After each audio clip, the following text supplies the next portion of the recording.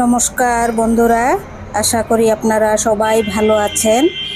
আজকে আমি বানাবো নিরামিষ মুগ ডাল দিয়ে লাউ। তো চলুন দেখে নেবেন মুগ ডাল দিয়ে লাউ আমি কিভাবে বানাই, সুস্বাদু।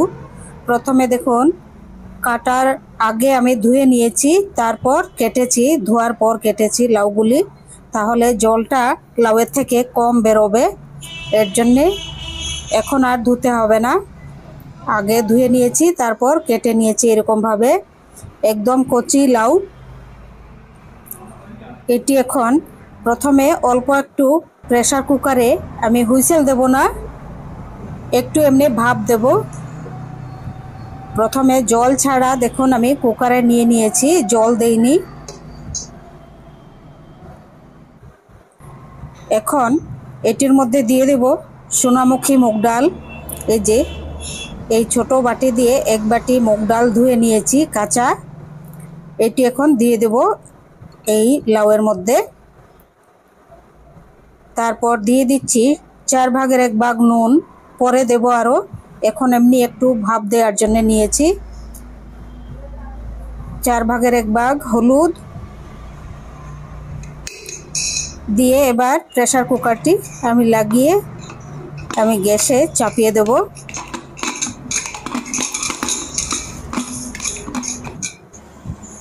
এখন দেখুন অল্প একটু পাঁচফোড়ন, গোটা পাঁচফোড়ন আমি ভেজে নিচ্ছি, শুকনো ভাজা হয়ে গেছে। এটি আরেকটু ভেজে আমি এটি তুলে নেব, এটি পাউডার করে নেব, শিলের মধ্যে অল্প একটু পাউডার করে নেব এই পাঁচফোড়ন ভাজা। এখন অল্প একটু তেলের মধ্যে আমি দেখুন বড়ি ভেজে নিচ্ছি।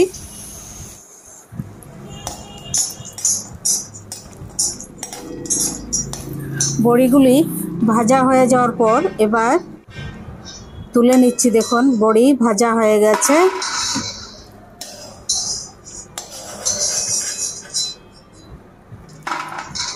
এবার দিয়ে দিচ্ছি হাফ চামচ, চা চামচ দিয়ে হাফ চামচ ঘি। পরে আর ঘি দিতে হবে না। এখন দিয়ে দিচ্ছি ফোড়নে গোটা জিরা, তারপর তেজপাতা, শুকনা লঙ্কা, গন্ধ হওয়ার জন্য সুন্দর। দিয়ে দিচ্ছি অল্প একটু রাঁধুনি, খুব সুন্দর গন্ধ হবে। ফোড়ন ভাজা হয়ে গেছে। এখন দিয়ে দিচ্ছি এবার সেদ্ধ করে রাখা মুগ ডাল আর লাউ একসঙ্গে।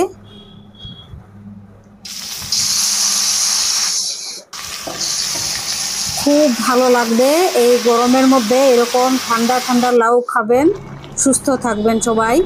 এবার দিয়ে দিচ্ছি হাফ চামচ হলুদ আর 1 চামচ নুন।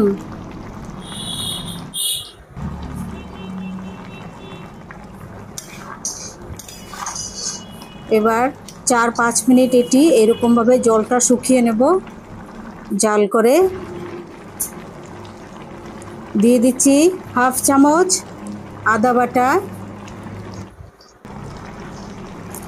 আদা বাটাটা এখন দিলাম, সুন্দর গন্ধ হবে, এর জন্যে আমি তেলের মধ্যে ফোড়নে দেইনি।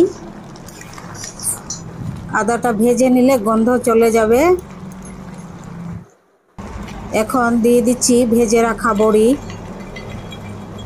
বড়িগুলি খুব সুন্দর নরম হবে, তাই এখন দিয়ে দিলাম।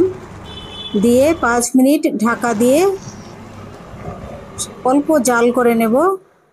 5 মিনিট হয়ে গেছে,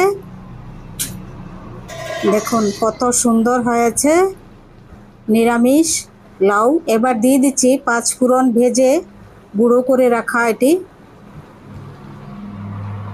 পাঁচফোড়নের ভাজা গুঁড়া, এটি দিয়ে এবার কাঁচা লঙ্কা দিয়ে দিচ্ছি 2টি।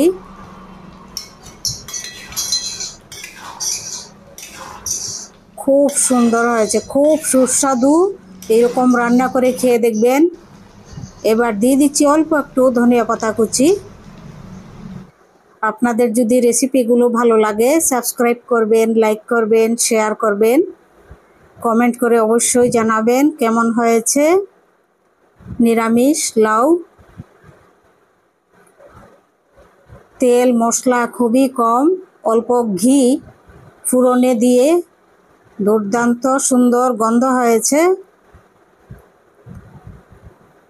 এরকম খেয়ে দেখবেন, একদম মানে গ্যারেন্টি বলছি, এই লাউ দিয়েই খেয়ে নেবেন, এত সুস্বাদু হয়েছে লাউ।